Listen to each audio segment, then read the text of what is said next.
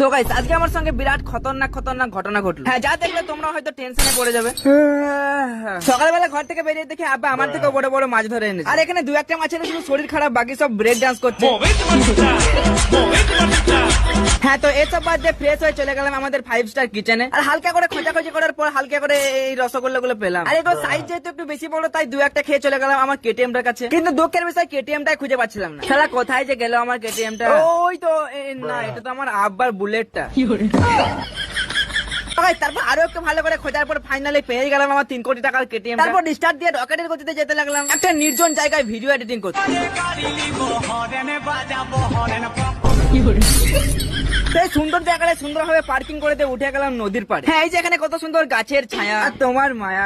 না মানে এখানে এসেছিলাম ভিডিও এডিটিং করতে, তখনই মনে পড়লো ঘুমটাও স্বাস্থ্যের জন্য খুবই দরকারি। Hello, okay okay, I coming to ঘর। তাহলে একটু শান্তিতে ঘুমোতে পাই। এতদিন রোজা ছিল, ভালো ছিল, খাবার জন্য কেউ কলও করতো না। চলো এখন মা আমাকে দিয়েছে আমেরিকান সিমাই।